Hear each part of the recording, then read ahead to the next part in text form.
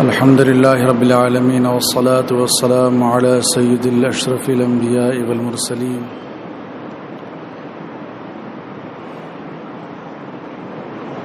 وعلى آله وأصحابه أجمعين. فأعوذ بالله من الشيطان الرجيم. بسم الله الرحمن الرحيم. فسيكفيكهم الله وهو السميع العليم. صدق الله العظيم.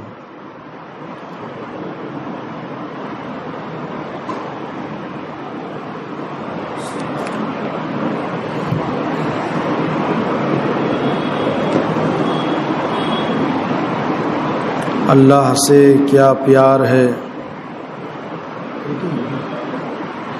اللہ سے کیا پیار ہے عثمان غنی کا، محبوب خدا یار ہے عثمان غنی کا.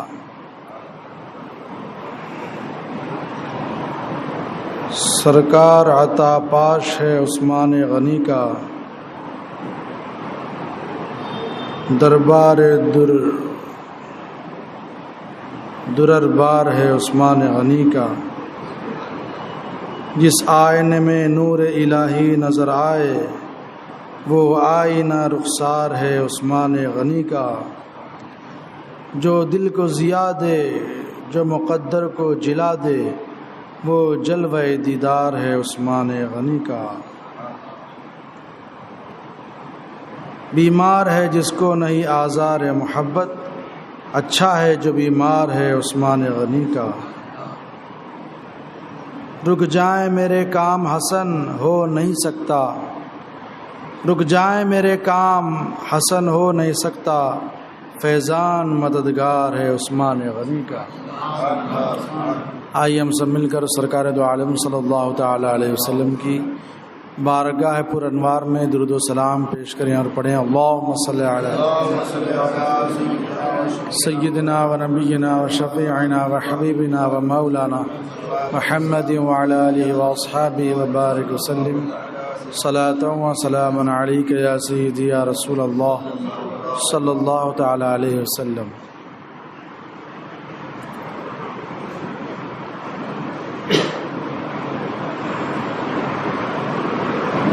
محترم حضرات، یہ سلسلہ ہے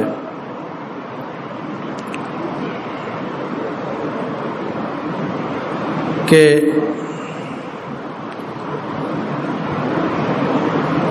خلفائے راشدین میں سے ہر ایک کے متعلق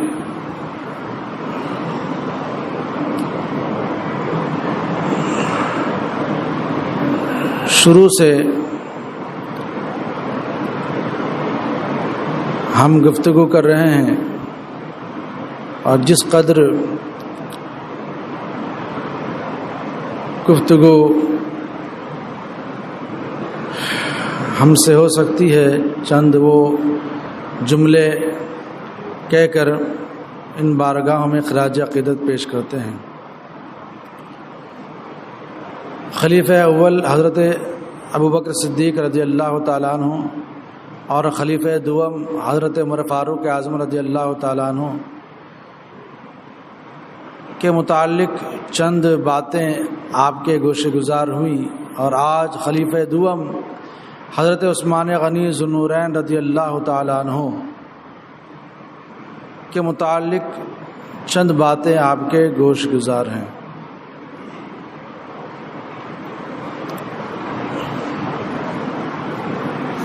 حضرت عثمان غنی ذو النورین رضی اللہ تعالی عنہ خلیفہ سوم ہیں. آپ کا نام عثمان، لقب ابو عبداللہ اور ابو عمر، اور لقب ذو النورین اور غنی، اور کنیت ابو عبداللہ اور ابو عمر.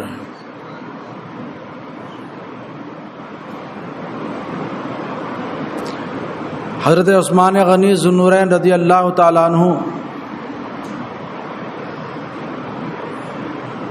ان صحابہ میں سے جنہوں نے پہل اسلام قبول کیا۔ 35 یا 36ویں نمبر پر اسلام قبول کرنے والے حضرت عثمان غنی ذو النورین رضی اللہ تعالیٰ عنہ۔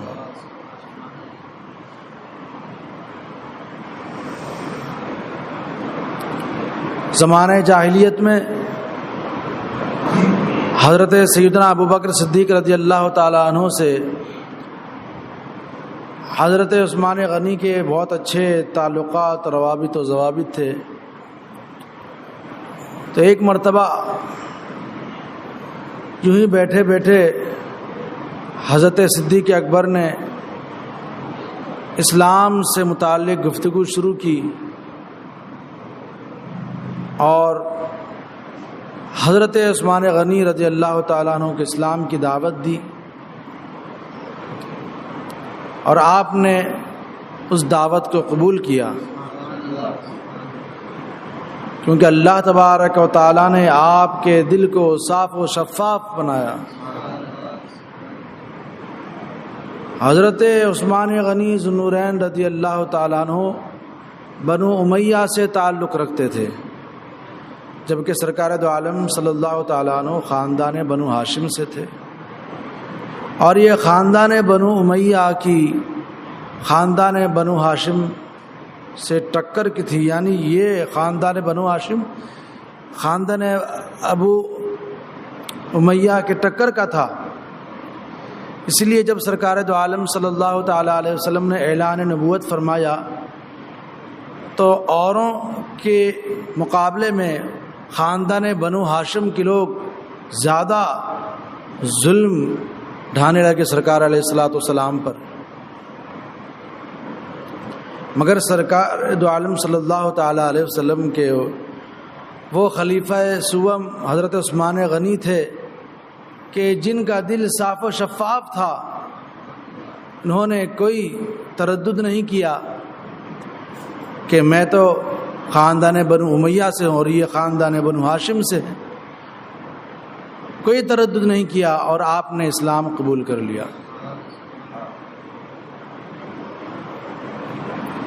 اور اسلام قبول کرنے کا واقعہ کچھ اس طرح ہے کہ حضرت ابوبکر صدیق رضی اللہ تعالیٰ عنہ اسلام کے تعلق سے گفتگو فرما ہی رہے تھے کہ سرکار دو عالم صلی اللہ تعالیٰ عنہ حضرت ابوبکر صدیق رضی اللہ تعالیٰ عنہ کے گھر پر تشریف لائے، اور پہل کی گفتگو میں اور حضرت عثمان غنی سے ارشاد فرمایا، اے عثمان غنی، اللہ کی جنت قبول کر لو، میں تمہارے اور مخلوق خدا کی ہدایت کے لیے مبعوث ہوا ہوں۔ حضرت عثمان غنی ذو النورین رضی اللہ تعالیٰ عنہ نے فوراً اسلام قبول کر لیا۔ میں باہر جو مسجد کے بیٹھے ہوئے ہیں ان سے کہنا چاہوں گا کہ مسجد میں آ جائیں یا مسجد کے دروازے سے ہٹ جائیں۔ بے باکی کے ساتھ، بے شرمی کے ساتھ بیٹھے ہوئے ہیں مسجد کے سامنے، یا تو مسجد کے دروازے سے ہٹیں یا مسجد میں آ جائیں۔ کہو ان لوگ سے آ جا کے، کسی نے سکھایا ہی نہیں ہے، نیٹ کسی نے نہیں سکھایا، کسی نے بتایا نہیں ان کو کہ کیا ادب ہے مسجد کا۔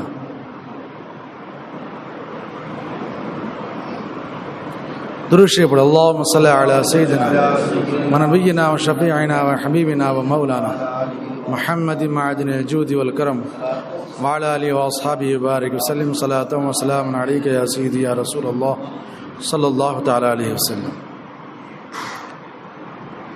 حضرت عثمان غنی ذو النورین رضی اللہ تعالیٰ عنہ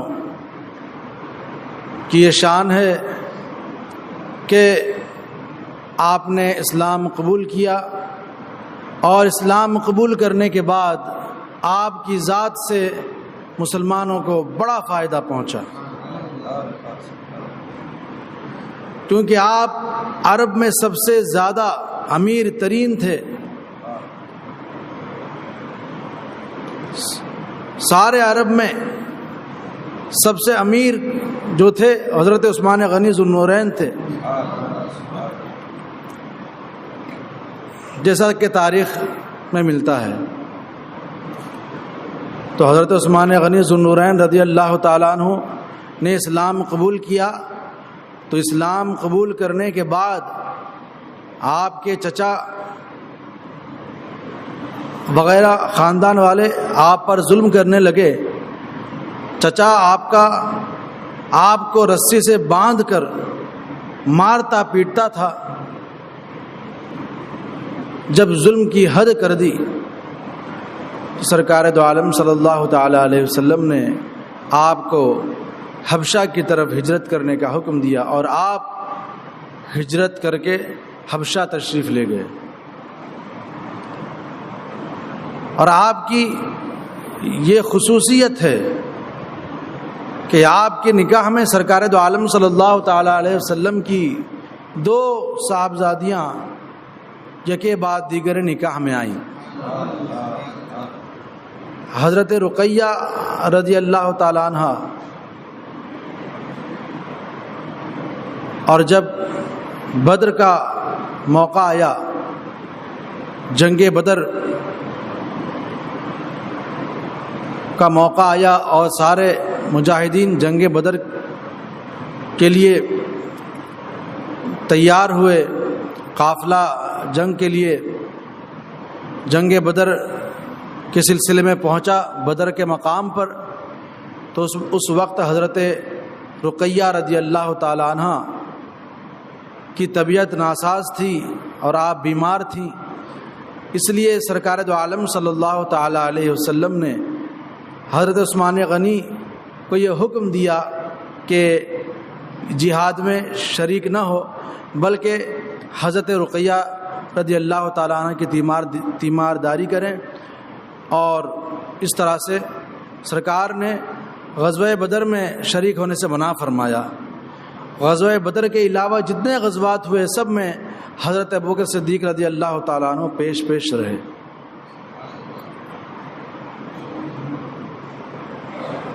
جب حضرت رقیہ رضی اللہ تعالی عنہا وصال فرمائی تو حضرت عثمان غنی کو بہت رنج و ملال پہنچا، بہت دکھ ہوا۔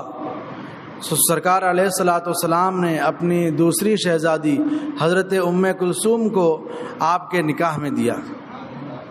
اس طرح سے حضور کی 2 شہزادیاں آپ کے نکاح میں آئی۔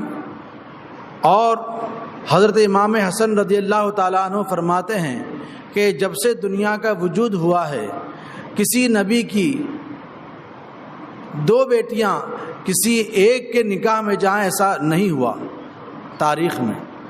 یہ واحد حضرت عثمان غنی تھے کہ جن کا یہ خاصہ تھا کہ نبی اکرم صلی اللہ تعالیٰ علیہ وسلم کی 2 شہزادیاں یکے بعد دیگریں آپ کے نکاح میں آئیں۔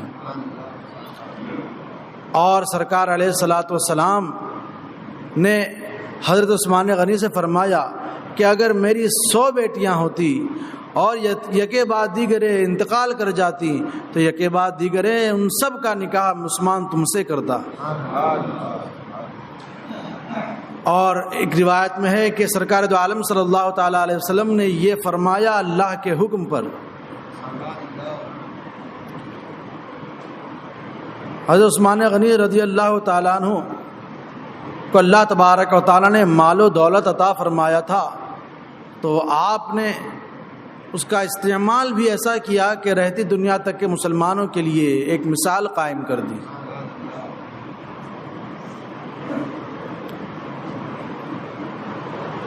حضرت عثمان غنی ذو النورین رضی اللہ تعالی عنہ کئی مرتبہ دین کے معاملے میں اپنی بیش قیمت رقم کو صرف فرمایا۔ ایک مرتبہ آپ نے دیکھا کہ کسی جنگ کے بعد صحابہ کرام بیٹھے ہوئے تھے، چہرے پر مایوسی چھائی تھی، تو حضرت عثمان غنی ذو النورین رضی اللہ تعالیٰ عنہ نے 14 اونٹوں پر کھانے پینے کا سامان لاد کر حضور کی خدمت میں بھیجا تاکہ وہ مسلمانوں کے درمیان تقسیم کریں۔ ایک مرتبہ حضرت طلحہ رضی اللہ تعالیٰ عنہ نے حضرت عثمان غنی ذو النورین رضی اللہ تعالیٰ عنہ سے قرض لیا، اور جب قرض کی مدت پوری ہوئی تو وقت مقررہ پر وہ رقم دینے کے لیے پہنچے۔ حضرت عثمان غنی نے انکار کیا اور لینے سے منع فرمایا، اور یہ کہہ کر آپ نے جو قرض لے کر آئے تھے واپس کر دیا کہ یہ اے طلحہ، یہ تمہاری مروت کا بدلہ ہے، یعنی وقت مقررہ پر جو تم نے لیا ہوا مال واپس کر رہے ہو، تو اس لیے اس کے بدلے میں تم سے قرض معاف کرتا ہوں، اور میری طرف سے تمہارے لیے یہ ہبہ ہے۔ اس طرح کئی مقامات پر حضرت عثمان غنی ذو النورین رضی اللہ تعالیٰ عنہ نے اپنی قیمت کو اسلام کے لیے صرف فرمایا۔ جب مکہ مکرمہ سے ہجرت کر کے صحابہ مدینہ منورہ پہنچے تو وہاں پر جتنے کنویں تھے سارے کنووں میں کھارا پانی تھا، پینے لائق نہیں تھا۔ ایک ہی ایسا کنواں تھا کہ جو میٹھے پانی کا تھا، مگر اس میٹھے پانی کو ایک یہودی ذریعہ معاش بنایا ہوا تھا، اور وہ قیمت لے کر پانی دیتا تھا۔ صحابہ اکرام حضور کی بارگاہ میں پہنچے، عرض گزار ہوئے کہ حضور یہاں پر پانی کی بڑی دقت ہے، تو حضور نے اعلان فرمایا کہ کون ہے جو جنت کے بدلے بیر روما خرید لے؟ حضرت عثمان غنی ذو النورین رضی اللہ تعالی عنہ نے اس یہودی کے پاس پہنچے اور بیر روما خریدنے کی گفتگو کی، مگر وہ تو یہودی تھا، وہ کسی طرح سے دینا نہیں چاہتا تھا، اور اگر راضی بھی ہوا تو اس پر راضی ہوا کہ آدھا کنواں دے سکتا ہوں، اور اس آدھے کنویں کی بھی بہت زیادہ قیمت بتائی، اتنی قیمت کہ جتنی قیمت کنویں کی ہوتی اس سے کئی گنا زیادہ قیمت کر کے بتایا۔ مگر حضرت عثمان غنی ذو النورین رضی اللہ تعالیٰ عنہ نے وہ آدھا کنواں خرید لیا 12,000 دینار میں، اور پھر یہ شرط رکھی گئی، یہ معاہدہ ہوا کہ ایک دن یہ کنواں عثمان غنی کا ہوگا اور ایک دن اس یہودی کا۔ یہودی تو یہ سمجھ رہا تھا کہ جس طرح میں پانی بیچتا ہوں اس طرح یہ عثمان غنی بھی پانی بیچیں گے، اور یہ تو مالدار ہیں، ہو سکتا ہے یہ زیادہ قیمت میں بیچیں گے، جب یہ زیادہ قیمت میں بیچیں گے میں بھی زیادہ قیمت میں بیچوں گا، میرا تو مزہ ہے۔ مگر حضرت عثمان غنی نے 12,000 میں وہ آدھا کنواں خریدا، اور خرید کر مسلمانوں کے لیے وقف فرما دیا، بلکہ مسلمانوں کے لیے نہیں بلکہ مطلق سب کے لیے وقف کر دیا۔ تو ایک دن جس دن حضرت عثمان غنی کی باری رہتی، سارے مسلمان اور سارے لوگ آتے اور اتنا پانی لے جاتے کہ وہ 2 دن کے لیے کافی ہو جاتا۔ حضرت عثمان غنی کے بارے میں آ کر سب لے جاتے فری میں، یوں ہی لے جاتے بغیر سودے کے، تو پھر دوسرے دن کون آئے گا پانی خریدنے کے لیے؟ یہودی کی جب باری ہوتی تو کوئی پانی لینے نہیں آتا۔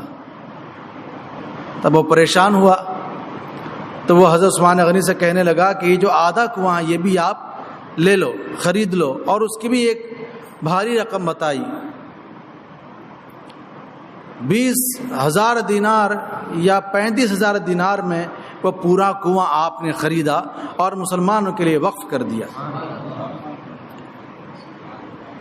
اور آج بھی وہ بیر روما ہے جس میں پانی موجود ہے، یہاں تک کہ اگر میں یہ کہوں تو غلط نہیں ہوگا کہ آج بھی حضرت عثمان غنی کی سخاوت منہ بولتی تصویر ہے،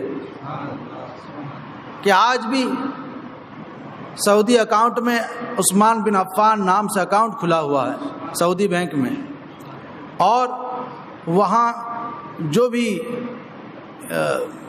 رقم وہاں سے آتی ہے اس بینک میں جاتی ہے، پھر وہاں سے یتیموں، غریبوں، بیواؤں میں تقسیم ہوتی ہے۔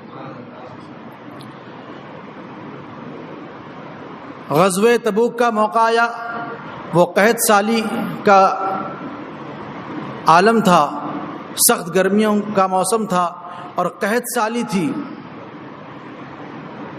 اور مسلمان بھی بڑے تنگ دست تھے۔ مگر ایسے میں خبر آئی کہ عیسائی اور عیسائی کے علاوہ ہرقل بادشاہ جو روم کا بادشاہ تھا، وہ مدینے پر چڑھائی کرنے والا ہے، اپنا قافلہ تیار کر آ رہا ہے۔ سرکار دو عالم صلی اللہ تعالیٰ علیہ وسلم نے دیکھا بڑی تنگ دستی ہے، تو حضور نے صحابہ کرام اور ان میں خاص کر جو صاحب وسعت مالدار صحابہ کرام تھے انہیں مدعو کیا اور جنگ کے سامان مہیا کرنے کی تاکید فرمائی، یہاں تک کہ صحابہ کرام اپنی اپنی حیثیت کے مطابق سرکار کی بارگاہ میں مال لا کر جمع کرنے لگے۔ اسی موقع پر حضرت ابوبکر صدیق رضی اللہ تعالیٰ عنہ نے اپنے گھر کا سارا مال و اوزار جو کچھ تھا سب کچھ حضور کے قدموں میں نچھاور کر دیا۔ عمر فاروق اعظم رضی اللہ تعالیٰ عنہ نے اپنے گھر میں آدھا مال رکھا اور آدھا حصہ جو ہے وہ حضور کے قدموں میں پیش کر دیا، اور حضرت عثمان غنی ذوالنورین رضی اللہ تعالیٰ عنہ ہیں کہ آپ کا قافلہ تجارتی قافلہ آیا تھا، تو حضرت عثمان غنی ذوالنورین رضی اللہ تعالیٰ عنہ نے تہائی مال یعنی 30 یا 40 ہزار کا وہ لشکر تھا مسلمانوں کا، تو آپ نے تہائی حصے کی ذمہ داری لی، اور یہاں تک کہ 1000 دینار اور 100 اونٹ اور یہاں تک کہ بڑی بھاری قیمت آپ نے دی، اور اس کے علاوہ بھی بہت کچھ ساز و سامان، کھانے پینے کے سامان وغیرہ آپ نے دیا۔ اس وقت سرکار دو عالم صلی اللہ تعالیٰ علیہ وسلم اپنی خوشی اور مسرت کا اظہار فرماتے ہوئے ان دیناروں کو اچھال رہے تھے اور فرما رہے تھے، اے عثمان، آج کے بعد تم کچھ بھی کرو تمہارے لیے جو ہے کوئی نقصان نہیں ہے، اور کوئی چیز تمہیں نقصان نہیں پہنچا سکتی۔ حضرت عثمان غنی ذوالنورین رضی اللہ تعالی عنہ نے کئی مقامات پر مسلمانوں کی ہمدردی کی، اور اس طرح سے سرکار دو عالم صلی اللہ تعالیٰ علیہ وسلم کی بارگاہ سے غنی کا لقب پایا۔ حضرت عمر فاروق اعظم رضی اللہ تعالی عنہ نے اپنے نائب کے لیے، نیابت کے لیے، خلیفہ کے لیے آپ نے چند لوگوں کے صحابہ میں سے چند کے نام گنائے تھے، اور فرمایا تھا کہ جلد ہی کسی کا انتخاب کر لینا خلیفہ ہونے کے لیے۔ آپ نے 3 دن کا وقت دیا تھا، جب آپ کا آخری وقت تھا 3 دن کا وقت دیا، اور فرمایا کہ تم آپس میں سمجھ لینا، طے کر لینا، انتخاب کر لینا خلیفہ کے لیے۔ اور نام دیا تھا حضرت طلحہ، حضرت زبیر، حضرت سعد بن ابی وقاص، حضرت عثمان غنی، حضرت مولا علی اور حضرت عبد الرحمن بن عوف رضی اللہ تعالیٰ عنہ۔ ان 6 صحابہ کا نام لیا تھا اور فرمایا تھا ان میں سے تم جس پر متفق ہو جاؤ خلیفہ کے لیے منتخب کرنا۔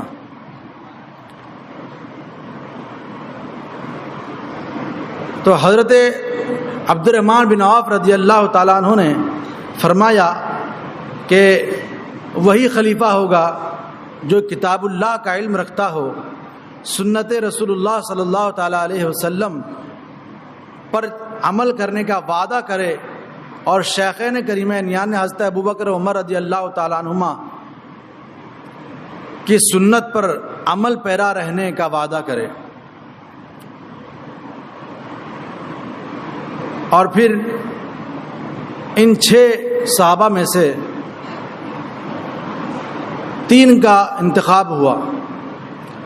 حضرت عبد الرحمن بن عوف رضی اللہ تعالیٰ عنہ نے تیسرے دن، یعنی 2 دن تو ایسے ہی بحث و مباحثہ میں گزر گئے، لیکن یہ فیصلہ نہیں ہوا کہ کس کو منتخب کرنا ہے۔ آخری دن حضرت عبد الرحمن بن عوف رضی اللہ تعالیٰ عنہ نے فرمایا کہ ایسا کرتے ہیں کہ یہ جو خلافت ہے یہ 6 لوگوں میں دائر ہے، تو اس کو 3 لوگوں میں منحصر کر دیا جائے، اور وہ اپنے اپنے موافق جس کو پاتے ہیں خلیفہ چن لیں۔ حضرت طلحہ رضی اللہ تعالی عنہ نے حضرت عثمان غنی کا نام دیا، حضرت زبیر رضی اللہ تعالی عنہ نے حضرت علی کا نام دیا، اور حضرت عبد الرحمن بن عوف رضی اللہ تعالی، حضرت سعد نے حضرت عبد الرحمن بن عوف رضی اللہ تعالیٰ عنہ کو منتخب کیا۔ تو یہ 3 حضرات نے 3 لوگوں کا انتخاب کیا۔ تو حضرت عبد الرحمن بن عوف رضی اللہ تعالیٰ عنہ نے فرمایا کہ میں اس سے باز رہتا ہوں، یعنی یہ خلیفہ کا بوجھ میں نہیں لوں گا، میں اس سے باز ہوں۔ اب رہ گئے 2، حضرت عثمان، حضرت علی کرم اللہ تعالیٰ وجہ، ان دونوں میں سے انتخاب ہونا ہے۔ اور ان دونوں کے پاس پہنچے، حضرت عثمان کے پاس پہنچے، حضرت علی کے پاس پہنچے، اور ان دونوں سے کہا کہ حضور آپ ہمیں فیصلہ کرنے کا موقع دیں، آپ ہمیں ذمہ داری دے دیں اس کی۔ تو راضی ہو گئے اس پر، حضرت ابوبکر عمر رضی اللہ تعالیٰ عنہما رضامند ہو گئے اس پر۔ تو حضرت عبد الرحمن بن عوف رضی اللہ تعالیٰ عنہ نے تقریر فرمائی، خطاب فرمایا، مگر جامع خطاب فرمایا، اور پھر حضرت عثمان غنی ذوالنورین رضی اللہ تعالیٰ عنہ کے ہاتھ پر اپنا ہاتھ دیا اور ان سے بیعت لی۔ جیسے حضرت علی نے دیکھا تو حضرت علی نے بھی حضرت عثمان سے بیعت لی، یہ دیکھا تو سارے لوگ ٹوٹ پڑے اور حضرت عثمان غنی رضی اللہ تعالیٰ عنہ سے بیعت لے لی۔ اس طرح سے سارے لوگ اس بات پر متفق ہو گئے کہ اب ہمارے خلیفہ سوم عثمان غنی ہوں گے۔ حضرت عثمان غنی ذوالنورین رضی اللہ تعالیٰ عنہ کے دور خلافت میں بھی اسلامی فتوحات ہوئی، اور بڑا حصہ مسلمانوں کے قبضے میں آیا۔ خلافت کے 6 سال تو بڑے اچھی طرح سے گزرے۔ حضرت عثمان غنی ذوالنورین رضی اللہ تعالی عنہ تو خلافت سے پہلے بھی آپ غنی تھے اور سخی تھے، آپ کے مزاج میں اللہ تبارک و تعالی نے سخاوت رکھی تھی۔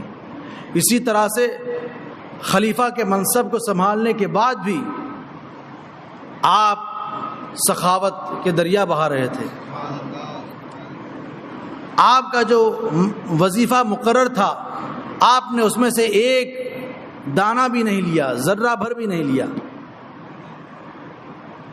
جبکہ خلیفہ وقت کو وظیفہ دیا جائے یہ حضرت صدیق اکبر رضی اللہ تعالیٰ عنہ کے دور ہی سے چل رہا ہے۔ حضرت ابوبکر صدیق رضی اللہ تعالیٰ عنہ خلیفہ بننے کے دوسرے دن چادروں کا گٹھا لے کر بازار کے لیے تشریف لے جا رہے تھے۔ راستے میں فاروق اعظم سے ملاقات ہوئی، سلام کیا، عرض کیا حضور والا خلیفۃ المسلمین کہاں کا ارادہ ہے، کس غرض سے تشریف لے جا رہے ہیں؟ کہنے لگے تجارت کے لیے جا رہا ہوں۔ فاروق اعظم نے فرمایا یہ تجارت آپ کے خلافت کے کام انجام دینے میں بڑی رکاوٹ اور خلل ہوگا، خلل اندازی ہے یہ تجارت، اب آپ تجارت نہ کریں، آپ خلافت کے کاموں کو سنبھالیں۔ حضرت صدیق اکبر نے فرمایا کہ اگر میں ایسا کروں تو پھر میرے گھر بار کا کیا حال ہوگا، میں اپنے بال بچوں کی کیسے ریکھ دیکھ کروں گا، کیسے کفالت کروں گا، کیسے کھلاؤں گا پلاؤں گا۔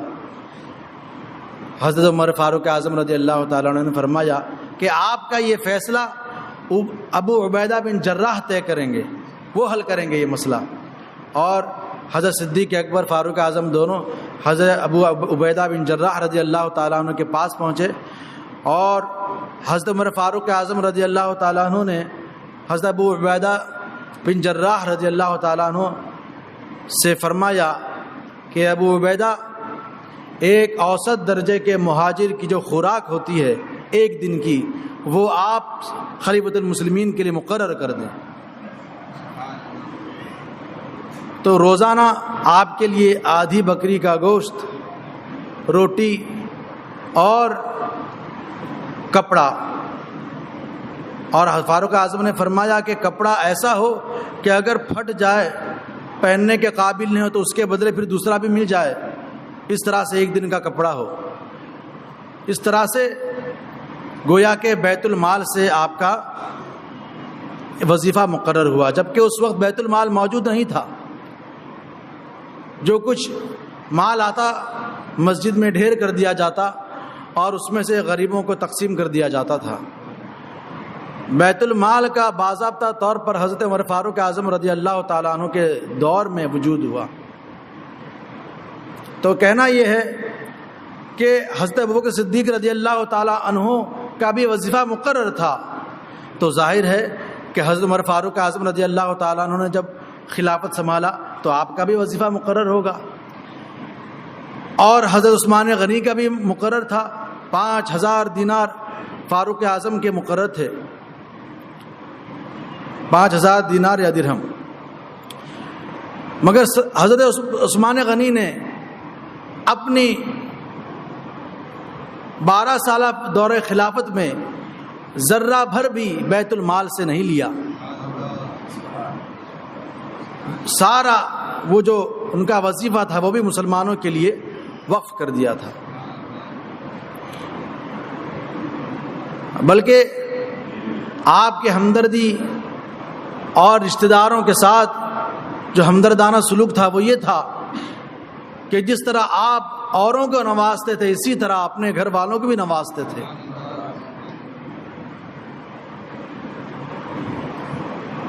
اپنے رشتہ داروں کو نوازتے تھے اور بیت المال سے نہیں بلکہ خود کی اپنی پونجی سے ان کی مدد کیا کرتے تھے۔ آپ کی بیٹی کا جس سے نکاح ہوا اسے آپ نے 1 لاکھ درہم دیا اور پھر ان کی اور اپنی بیٹی کو ان کے نکاح میں دیا۔ اس طرح سے رشتہ داروں کی بھی آپ کفالت کیا کرتے تھے، یہاں تک کہ ہر جمعہ کے دن ایک غلام آزاد کیا کرتے تھے۔ ایک مرتبہ سرکار دو عالم صلی اللہ تعالیٰ علیہ وسلم کی بارگاہ میں پہنچے اور عرض کیا، یا رسول اللہ علیہ الصلوۃ میرے غریب خانے پر تشریف لائیں، دعوت طعام کی خواہش رکھتا ہوں۔ حضور نے قبول فرمایا۔ تو سرکار دو عالم صلی اللہ تعالیٰ علیہ وسلم اپنے کاشان اقدس سے نکلے اور حضرت عثمان غنی ذو النورین رضی اللہ تعالیٰ عنہ کی گھر کی طرف قدم بڑھا رہے تھے اور حضرت عثمان غنی قدم گن رہے تھے۔ سرکار نے دریافت کیا ہے عثمان غنی تم قدم گن رہے ہو، کیا وجہ ہے؟ عرض کرنے لگے، یا رسول اللہ علیہ الصلوۃ میں چاہتا ہوں کہ آپ کے ہر قدم پر میں ایک غلام آزاد کروں، اور گھر پہنچنے تک جتنے قدم آپ نے گنے اس تعداد میں آپ نے غلام آزاد کیے۔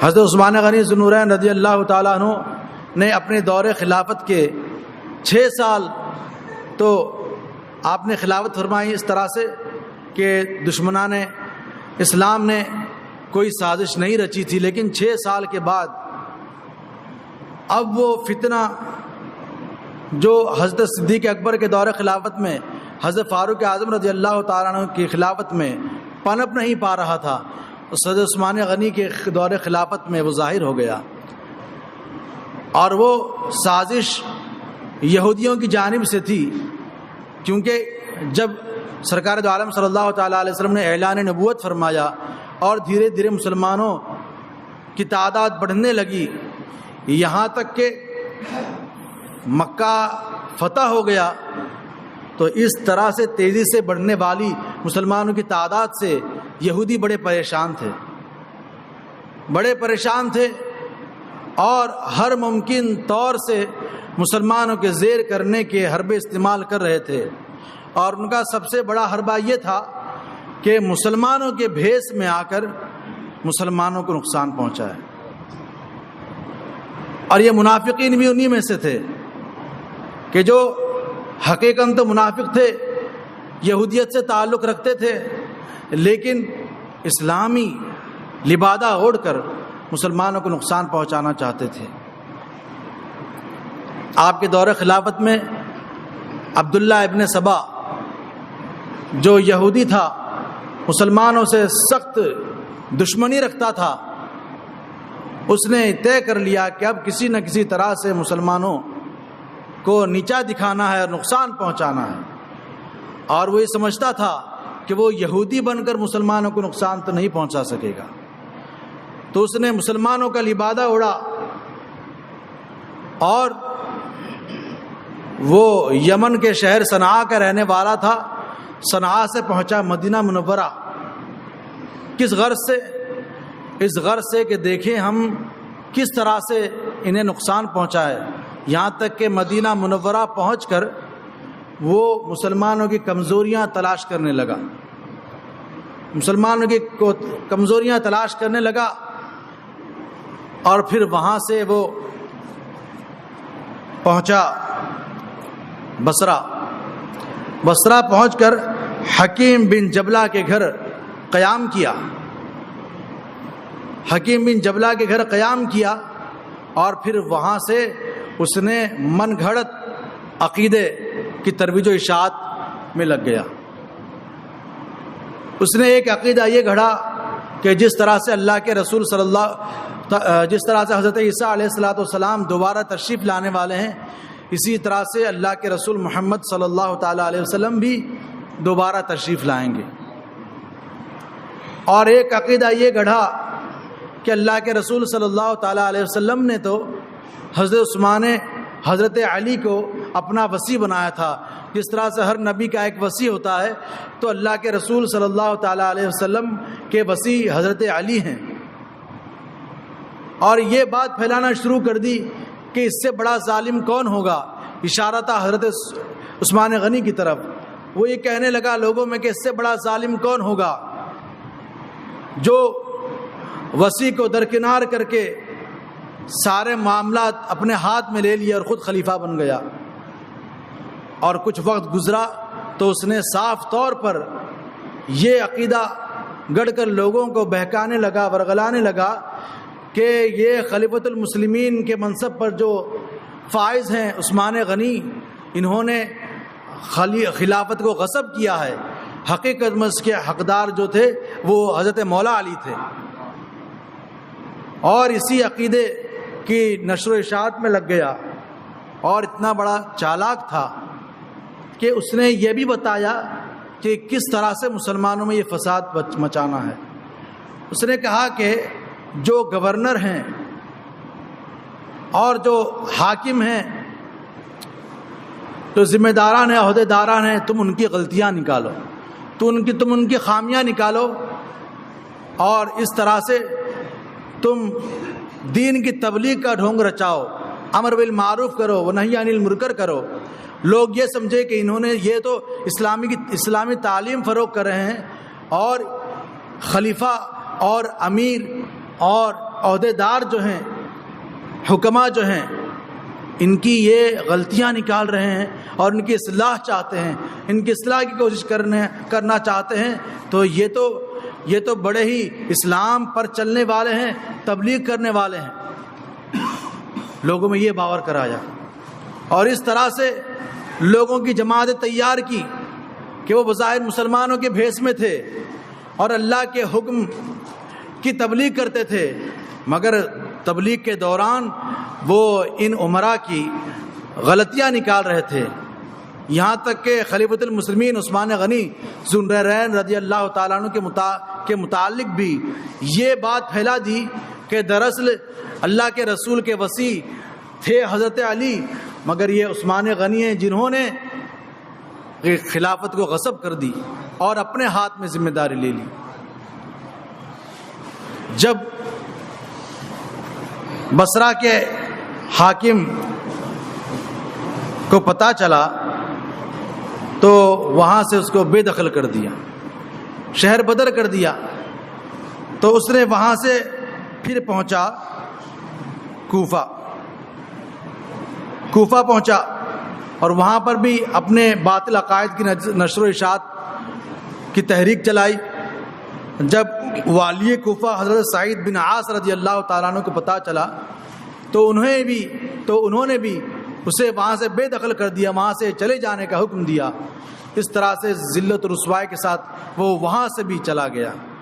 مگر وہاں سے پہنچا تو پھر کہاں پہنچا؟ دمشق، جہاں کے والی تھے حضرت امیر معاویہ رضی اللہ تعالیٰ عنہ، وہاں پر پہنچا۔ وہاں پر بھی اپنے عقیدے کی باطل باتیں جو ہے وہ لوگوں میں پھیلانا شروع کیا۔ جب اس کے بعد حضرت امیر معاویہ رضی اللہ تعالیٰ عنہ کو پہنچی تو آپ نے تحقیق فرمایا کہ حقیقت میں کیا ایسا ہی ہے؟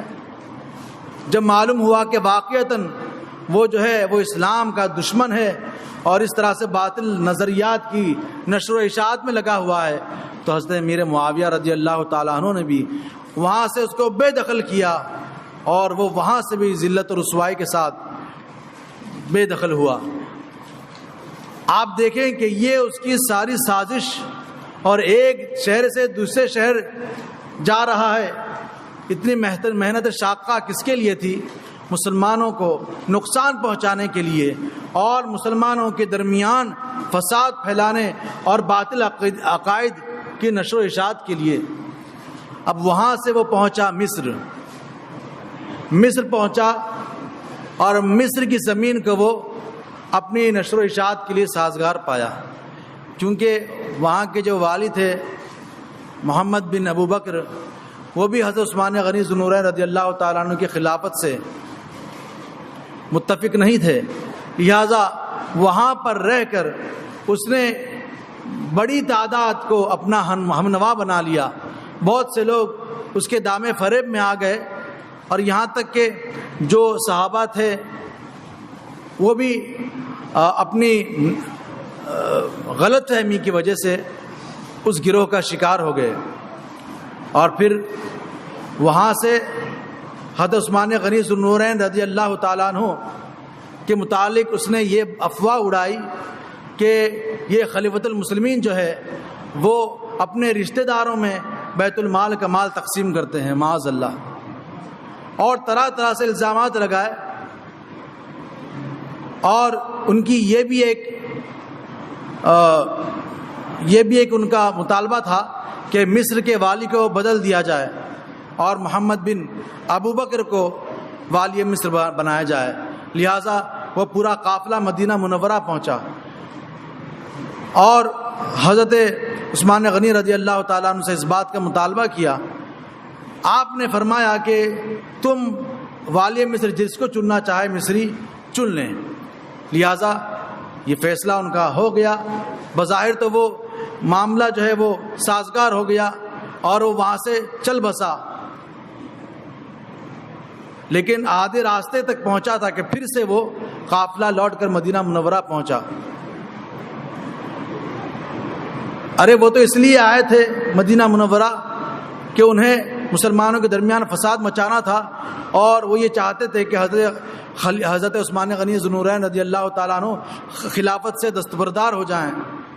مگر حضرت عثمان غنی نے جو فیصلہ کیا تو ان کی بولتی بند ہو گئی اور انہیں مجبوراً وہاں سے جانا پڑا۔ تو کیا ہوا؟ انہوں نے ایک اور ترکیب اپنائی۔ مصر جو ہے انہوں نے ایک قاصد کو تیار کیا اور جس میں یہ لکھا تھا کہ محمد بن ابو بکر جب پہنچے تو انہیں قتل کر دینا۔ اس طرح سے ان کے جتنے حامی ہوں ساتھ میں انہیں بھی قتل کر دینا۔ اور پھر اس خط پر حضرت عثمان غنی رضی اللہ تعالیٰ عنہ کی مہر چسپا کر دی، مہر لگا دی۔ جب وہ قافلہ دوبارہ مدینہ منورہ پہنچا، حضرت علی نے فرمایا کہ تم تو چلے گئے تھے، پھر سے کیوں واپس آ گئے؟ تو وہ کہنے لگے کہ دراصل خلیفۃ المسلمین نے یہ خط جو ہے مصر کے لیے روانہ کیا تھا قاصد کو دے کر۔ حضرت علی نے وہ خط دیکھا تو واقعی میں جو مہر تھی حضرت عثمان غنی کی تھی۔ حضرت عثمان غنی کے پاس پہنچے اور وہ خط دکھایا۔ حضرت عثمان غنی نے لا علمی کا اظہار کیا اور فرمایا یہ تو میں نے نہ لکھا ہے نہ کسی سے لکھوایا ہے۔ تو حضرت علی نے کہا یہ مہر کس کی ہے؟ حضرت زید عثمان غنی نے فرمایا مہر تو میری ہے مگر یہ مہر میں نے نہیں لگائی ہے. گویا کہ یہ ایک سازش کے تحت آپ کا جو مشیر تھا اسی نے اس سازش کے تحت وہ مہر لگائی تھی اس خط پر. آپ کا جو منشی تھا اور مشیر تھا اسی نے جو ہے وہ مہر لگائی تھی. تو حضرت عثمان غنی نے فرمایا کہ یہ نہ میں لکھا ہوں نہ میں نے لکھوایا ہے اور نہ یہ مہر میں نے چسپاں کی ہے. تو اس بات پر تو سارے متفق ہو گئے کہ خلیفۃ المسلمین نے کہا ہے تو جھوٹ نہیں کہہ سکتے. مگر ایک طبقہ اس بات پر مصر تھا کہ جب مہر بھی لگی ہے تو پھر خلیفۃ المسلمین کے علاوہ کون لگا سکتا ہے. اور یہ وہی تھے منافقین جو حضرت عثمان غنی سے خلافت کے دستبرداری کا مطالبہ کر رہے تھے. یہاں تک کہ حضرت عثمان غنی ذو النورین رضی اللہ تعالیٰ عنہ کے مکان کو گھیر لیا گیا. بلوائیوں نے آپ کے مکان کو گھیر لیا. اور پہل تو گھیرا اتنا سخت نہیں تھا. حضرت عثمان غنی مسجد تشریف لے جاتے تھے تو امامت بھی فرماتے تھے. اور انہوں نے پہل اتنا سخت پہرا اس لیے نہیں بٹھایا کہ وہ یہ سمجھ رہے تھے کہ اگر یہ بات دور درازے کے علاقوں میں پہنچ گئی تو ساری فوجیں آ جائیں گی اور ہمارا خاتمہ ہو جائے گا, ہم مٹ جائیں گے اور ہماری یہ خواہش پوری نہیں ہو سکے گی. حکمت اپناتے ہوئے انہوں نے آہستہ آہستہ پہرا سخت کیا.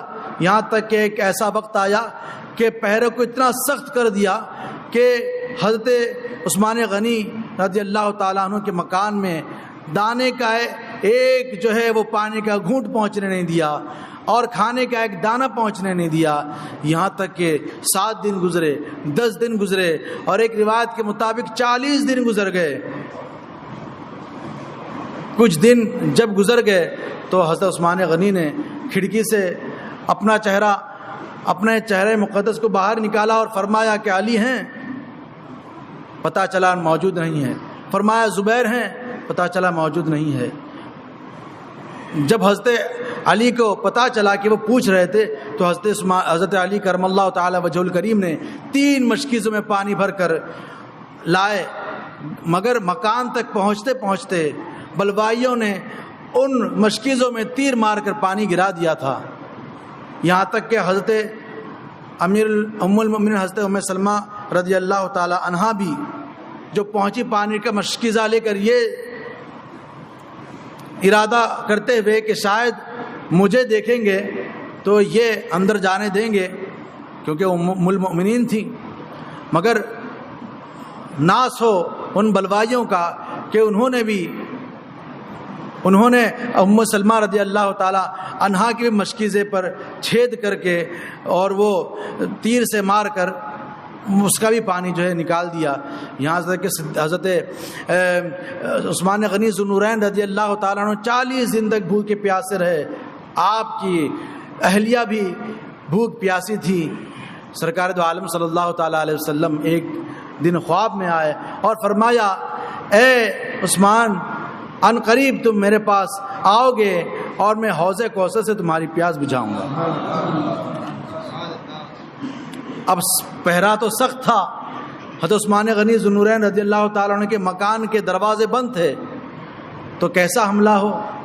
انہیں تو حضرت عثمان غنی کو قتل کرنے کے در پر تھے تو انہوں نے دوسرے کے مکان کے جو پیچھے کی طرف تھا دوسرے مکان پر سیڑھی لگا کر چڑھا اور پھر پیچھے کے مکان سے بلکہ چھت کے اوپر سے وہ حضرت عثمان غنی کے گھر میں داخل ہوئے اور ایک نے آپ پر وار کیا, دوسرے نے آپ کے سر کو آپ پر وار دی, دوسرے نے آپ پر قتل کا وار کیا. یہاں تک کہ آپ زمین پر تشریف لائے اس وقت آپ کے سامنے قرآن مقدس کھلا ہوا تھا اور آپ کے خون کے قطرے جس آیت مبارکہ پر پڑے وہ یہ تھی فَسَيَكْفِيكَهُمُ اللَّهُ وَهُوَ السَّمِيعُ الْعَلِيمُ, اور ان قریب کہ تمہاری طرف سے اللہ تمہیں کافی ہے وہی سنتا دیکھتا ہے.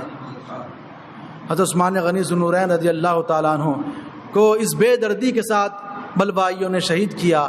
اور ایک تیسرا شخص آیا جو آپ کے سر کو دھڑ سے جدا کرنا چاہتا تھا، مگر آپ کی اہلیہ نے بچا لیا، اس طرح سے وہ وہاں سے دور ہوا۔ اس طرح سے حضرت عثمان غنی ذو النورین رضی اللہ تعالیٰ عنہ کو بے دردی کے ساتھ شہید کیا۔ آپ چاہتے تو فوج بلا لیتے جو ان بلوائیوں سے لڑ کر ان کا خاتمہ کر دیتا، لیکن حضرت عثمان غنی ذو النورین رضی اللہ تعالیٰ عنہ نے فرمایا کہ میں اپنی ذات کے لیے کسی کو لڑنے کا حکم نہیں دوں گا، میں نہیں چاہتا کہ میری وجہ سے کسی کا خون بہے۔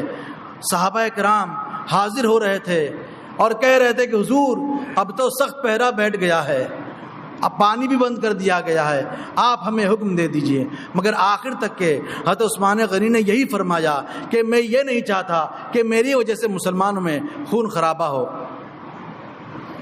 حضرت عثمان غنی ذو النورین رضی اللہ تعالیٰ عنہ چاہتے تو خلافت سے دستبردار ہو جاتے، مگر سرکار دو عالم صلی اللہ تعالیٰ علیہ وسلم نے ارشاد فرمایا تھا، اے عثمان ایک وقت آئے گا کہ لوگ تمہیں خلافت سے دستبردار کرنا چاہیں گے، مگر تم وہ خلافت کا جو ہے لباس نہیں اتارنا۔ آپ نے سرکار دو عالم صلی اللہ تعالیٰ علیہ وسلم نے آپ کو یہ بتایا تھا گویا کہ اے عثمان کتنا ہی سنگین وقت آ پہنچے، تم خلافت سے دستبرداری کا اعلان نہیں کرنا۔ تو حضرت امیر المومنین خلیفۃ المسلمین حضرت عثمان غنی ذو النورین رضی اللہ تعالیٰ عنہ اپنی خلافت سے دستبردار کیسے ہو سکتے تھے؟ انہوں نے پیاس کی مصیبت و عالم کو آپ نے برداشت کیا، یہاں تک کہ اپنی جان دے دی، مگر سرکار دو عالم صلی اللہ تعالیٰ علیہ وسلم کے اس فرمان کو پس پشت نہیں ڈالا۔ حضرت عثمان غنی ذو النورین رضی اللہ تعالیٰ عنہ خلیفۃ المسلمین تھے، 12 سال تک کہ آپ خلافت کے منصب پر فائز رہے، اور اس کے بعد چوتھے خلیفہ حضرت علی کرم اللہ تعالیٰ وجہ الکریم مقرر ہوئے۔ اللہ تبارک و تعالیٰ کی بارگاہ میں دعا ہے کہ اللہ تبارک و تعالیٰ آپ کی سخاوت کا حصہ ہمیں بھی عطا فرمائے، اور آپ کے صدقے میں ہم سب کی مغفرت و بخشش فرمائے، تمام احکامات اسلامیہ پر ہمیں عمل کرنے کی توفیق عطا فرمائے، اسلام و سنت پر زندہ رکھتے ہوئے اسی پر خاتمہ فرمائے۔ سبحانک اللہم و بحمدک لا الہ الا انت استغفرک و اتوب الیک برحمتک یا ارحم الراحمین۔